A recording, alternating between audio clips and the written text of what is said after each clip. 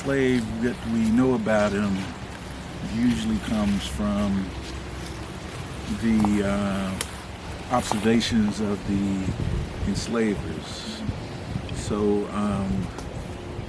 when I first read about what Emily had to say about it, I wasn't really surprised because typically he's seen as exotic, something strange, and maybe even a little bit dangerous.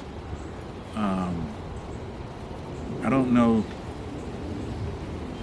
You know, she said that he was telling people that he was from part of Africa where they practice cannibalism. You know, a lot of times I take that with a grain of salt. Because, you know, when she was writing her diary, her autobiography, she was almost 100, I think.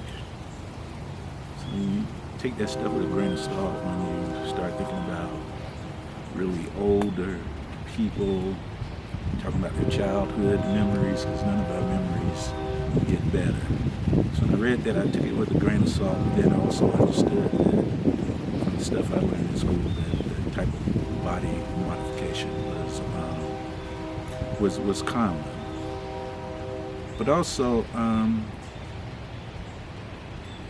enslaved African Americans oftentimes engaged in a sort of psychological resistance, where you can't physically do anything to better your situation, but you can use your mind maybe to pull one over on your enslavers to make your life a little bit better. This may have been yet another instance of that. Let me tell y'all a quick story and kind of shine some light on what I'm talking about. There was an enslaved man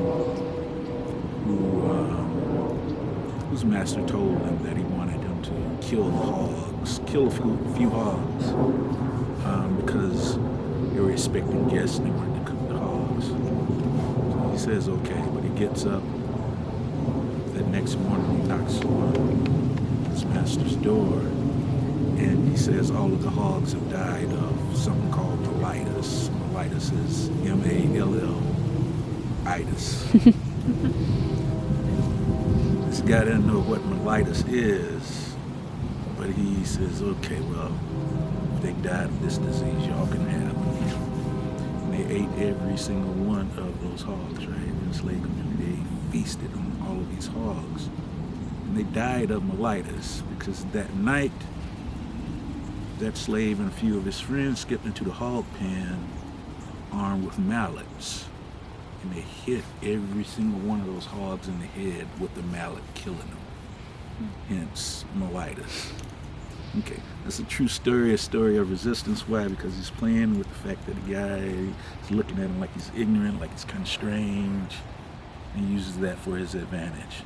I'm not saying that's what George did, but I do know that enslaved Africans sharpened their teeth as a form of identity and spiritualism. So he may have very well been one of those. I don't have a date for his birth, but the slave trade to the United States ended in 1804. The earliest record that I have of Donaldson owning this property out here was roughly around that same time. When Emily talks about George, she doesn't give his age, whether he's a young man or an old man. I'm figuring that maybe, perhaps, he had to be a little bit fit because they talk about him coming back to the plantation after the summer ends. And he's having skins and nuts and things that he's collected from out here. So that does make sense because cotton, the time to harvest cotton is right about this time we're in right now. So I can see him coming back in the fall. But being out here would have given him some sense of autonomy, I think. And when you think about it, when you read that diary, it talks about him walking around, singing songs, maybe, or speaking a foreign language. So being out here might have very well insulated him from, just the pressures of conforming to what Donaldson and others would have wanted him to become. He's an intriguing figure. I wish that we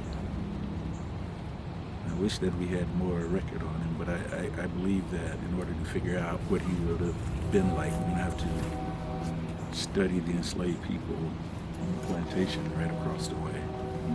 So. Yeah.